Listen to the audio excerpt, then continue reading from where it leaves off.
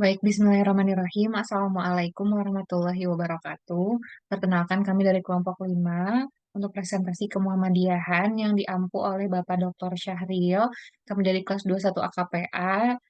Untuk materinya itu adalah materi yang pertama tentang Islamisasi Nusantara. Berikut nama atau anggota kelompok kami. Yang pertama itu saya sendiri, Hanifan Rahalima.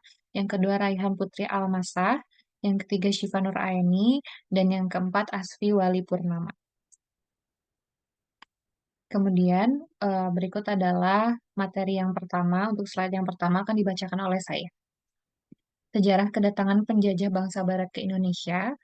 Rempah-rempah menjadi salah satu alasan terbesar bangsa Eropa datang ke Indonesia. Di abad ke-15 Masehi, aktivitas perdagangan bangsa Eropa ke Asia terputus karena jalur perdagangan di Laut Tengah dipersulit Turki Utsmani.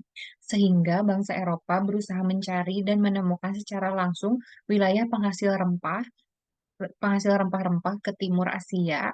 Orang Belanda pertama yang berusaha mencari wilayah Hindia adalah Willem Barents pada tahun 1594. Namun ia meninggal di perjalanan ketika hendak kembali ke Belanda. Pada tahun 1585, Cornelis de Houtman memulai pelayaran perdana ke Nusantara dengan 4 kapal dagang. Di perjalanan, banyak awak kapal yang meninggal. Penyebabnya karena kekurangan makanan, konflik internal, dan iklim tropis. Pada 23 Juni 1596, rombongan de Houtman sampai di Banten. Mereka awalnya disambut baik oleh Sultan Banten. Namun lama-kelamaan karena mereka bertingkah seenaknya menyebabkan pihak keamanan Banten menangkap sebagian dari mereka. Puncaknya, rombongan de Houtman diusir dari Banten. Pada akhirnya mereka kembali ke Belanda. Meski upayanya membawa rempah-rempah gagal, usaha Cornelis tidak sia-sia. Ekspedisinya menjadi inspirasi para pedagang Belanda untuk datang ke Indonesia.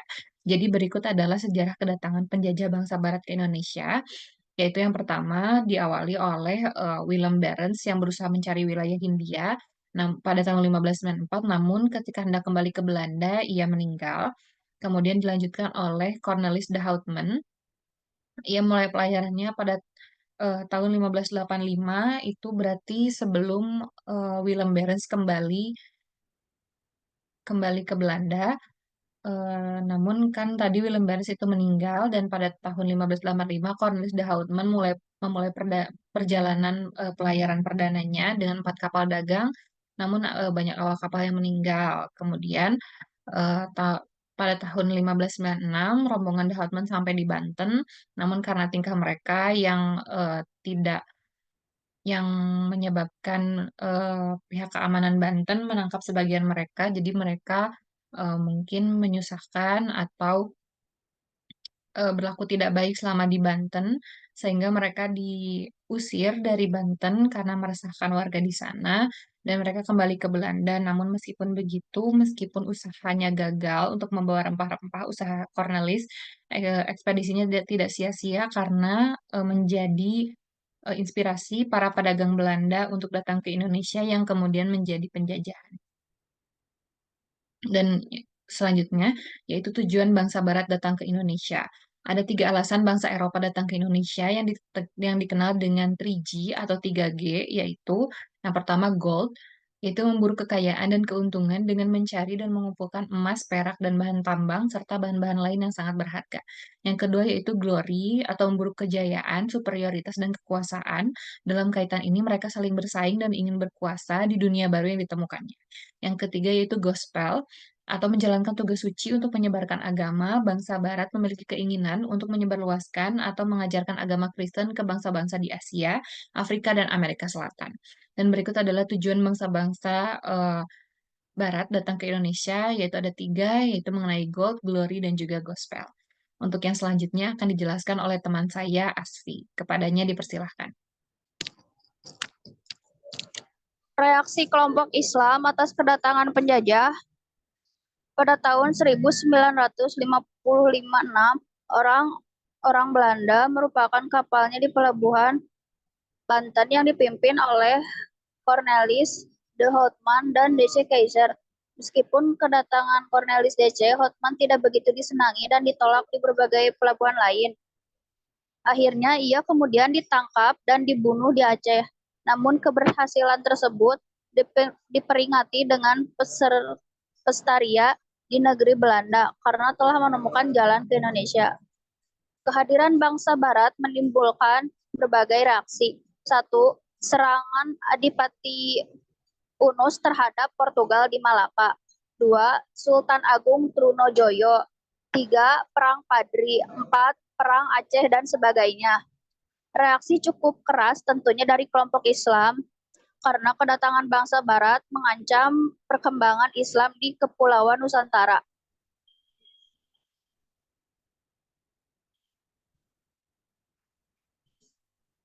Tiga kategori masalah Islam di Nusantara. Satu, bidang agama murni atau ibadah terhadap bidang agama murni. Pemerintah kolonial memberikan kemerdekaan kepada umat Islam untuk melaksanakan ajaran agamanya sepanjang tidak mengganggu kekuasaan pemerintah Belanda. Yang kedua, bidang sosial kemasyarakatan. Dalam bidang kemasyarakatan, pemerintah memanfaatkan adat kebiasaan yang berlaku sehingga pada waktu itu dicetuskanlah IKORI untuk membatasi keberlakuan hukum Islam, yakni teori reseptif yang maksudnya hukum Islam baru bisa diberlakukan apabila tidak bertentangan dengan alat kebiasaan. Oleh karena itu, terjadi kemandekan hukum Islam. Yang ketiga, sedangkan dalam bidang politik, pemerintah melarang keras orang Islam membahas hukum Islam baik dari Al-Quran maupun Sunnah yang menerangkan tentang politik kenegaraan atau ketatanegaraan. Materi selanjutnya akan dijelaskan oleh saya, yaitu sejarah sejarah dan teori masuknya Islam ke Nusantara.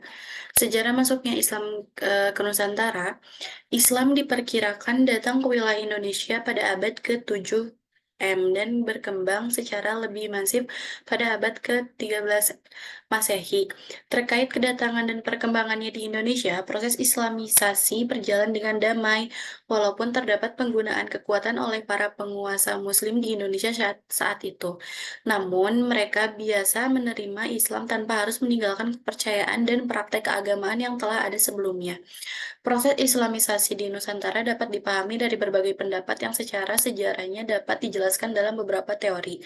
Yang diantaranya adalah yang pertama ada teori Gujarat. Teori Gujarat dikemukakan oleh Snow Horgrunge yang mengungkapkan bahwa kedatangan Islam dari Gujarat, India, ia memfokuskannya di sekitar Gujarat yang diidentikan dengan beberapa hal, yaitu yang pertama, tidak ada realitas yang mengungkapkan peran orang Arab dalam menyebarkan Islam ke Nusantara. Yang kedua, antara Indonesia dan India cukup lama sudah memiliki hubungan perdagangan. Yang ketiga, enkripsi terkait Islam yang ditemukan di Sumatera, adanya garis besar koneksi yang dijalin Sumatera dan Gujarat. W.F. Sutreheim mengungkapkan bahwa perjalanan Islam ke Indonesia dimulai dari Gujarat pada abad ke-13 Masehi. Ditegaskan dengan adanya batu nisan para penguasa utama kerajaan Samudra, khususnya Malik al-Saleh yang wafat pada 1297 Masehi. Yang selanjutnya ada teori Arab. Teori Arab mengungkapkan berkemunculan Islam ke Indonesia langsung dari Mekah yang terjadi sekitar abad ke-7 Masehi di Selat Malaka. Pada saat itu telah ramai oleh pedagang dari Arab. Mereka adalah Muslim. Dalam prosesnya, mereka tidak hanya berdagang terutama rempah, mereka juga menyebar agama Islam. Berita dari Cina juga mengabarkan ramainya pedagang Arab di Selat Malaka. Salah satu tokoh pendukung teori ini adalah Haji Abdul Malik Karim Amrullah atau Hamka. Menurut beliau, pedagang yang datang kemungkinan adalah utusan Bani Umayyah. Ramainya perdagangan di Malaka bersamaan dengan tiga kerajaan besar, Dinasti Tang di Cina pada 618-907 Masehi, Sriwijaya pada abad ke-7 Masehi sampai dengan 14 Masehi, Dinasti Umayyah pada 660-749 Masehi. Jadi tidak menutup kemungkinan jika interaksi itu menjadi bagian penting dalam perjalanannya. Selain berdagang juga misi dakwah, yaitu bukti lainnya di Barus Tamatuli Selatan ditemukan makam bertuliskan huruf H dan Mim dengan angka Arab 670 Masehi. Selanjutnya ada teori Persia, yaitu yang digagas oleh P.A. Hossein Djajadiningrat yang menyatakan bahwa adanya kebudayaan yang sama antara kelompok Muslim Indonesia dan Persia. Sebagian dari persamaan yaitu pertama, amalan memuji pada 10 Muharram atau Asyura, yakni hari suci syariah dengan wafatnya Husain bin Ali. Terus yang selanjutnya dan yang terakhir adalah teori Cina yang memang peran penting orang Tionghoa dalam Islami di Indonesia membutuhkan pertimbangan yang luar biasa. Banyaknya komponen budaya Tionghoa dalam komponen budaya Islam di Indonesia itu penting dipertimbangkan. Dalam hal ini, teori Cina dalam Islamisasi tidak bisa diabaikan berdasarkan pada banyaknya kebudayaan Cina yang terdapat pada kebudayaan dalam Islam di Indonesia. Lalu materi selanjutnya akan dijelaskan oleh Syifa. Baik, slide selanjutnya akan dilanjutkan oleh saya. Proses perkembangan Islam di Nusantara. Islam menyebar di Indonesia melalui berbagai cara, yaitu satu, perdagangan, yaitu pedagang-pedagang Muslim yang berasal dari Arab, Persia, dan India telah ikut ambil bagian dalam jalan lalu lintas perdagangan yang menghubungkan Asia Barat, Asia Timur, dan Asia Tenggara. Selanjutnya, yaitu dimulai pada abad ke-7 sampai abad ke-16. Kedua, perkawinan, yaitu satu, pedagang Muslim yang datang di Indonesia, sebagian menetap di kota-kota pelabuhan dan membentuk perkampungan yang disebut pekojan. Yang kedua, yaitu perkawinan antara putri bangsawan dan pedagang Muslim akhirnya berlangsung. Yang ketiga, yaitu perkawinan ini dilakukan secara Islam, yaitu dengan mengucapkan atau menirukan dua kalimat syahadat. Dan yang terakhir, yaitu dalam babat Tanah Jawi, misalnya diceritakan perkawinan antara Maulana Ishaq dan Putri Raja Blambangan yang kemudian melahirkan Sunan Giri, sedangkan dalam babat Cirebon diceritakan perkawinan Putri Kaunganten dengan Sunan Gunung Jati. Yang ketiga yaitu tasawuf.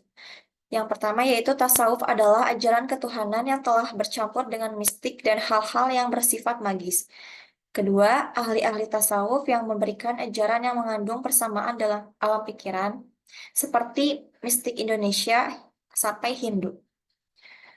Yang ketiga yaitu tokoh, yaitu ada Hamzah Fansuri, Naruddin Ar-Roniri, dan Sheikh Siti Jenar. Yang keempat, yaitu ada pendidikan. Satu, pendidikan dalam Islam dilakukan dalam pondok-pondok pesantren yang diselenggarakan oleh guru-guru agama, kiai-kiai, atau ulama-ulama. Kedua, pesantren ini merupakan lembaga yang penting dalam penyebaran agama Islam karena merupakan tempat pembinaan calon guru-guru agama, kiai-kiai, atau ulama-ulama. Tiga, setelah menamatkan pelajarannya di pesantren, murid-murid atau para santri akan kembali ke kampung halamannya. 5. Politik. Politik merupakan metode penyebaran Islam dengan kekuasaan. Beralihnya agama penguasa menjadi Muslim sangat berpengaruh dan rakyat serta pendukungnya akan mengikuti dengan cepat.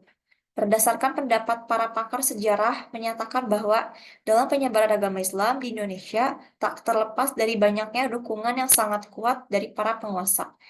Gunawan 2018. Yang keenam yaitu seni dan budaya. Dalam menyebarkan agama Islam, sebagian wali menggunakan media seni budaya yang sudah ada dan disenangi masyarakat. Pada perayaan hari keagamaan seperti Maulid Nabi, misalnya, seni tari dan peralatan musik tradisional atau gamelan dipakai untuk meramaikan suasana. Yang terakhir yaitu Sunan Kalijaga yang sangat mahir memainkan wayang memanfaatkan kesenian ini sebagai sarana untuk menyampaikan agama Islam kepada masyarakat, yaitu memasukkan unsur-unsur Islam dalam cerita dan pertunjukannya.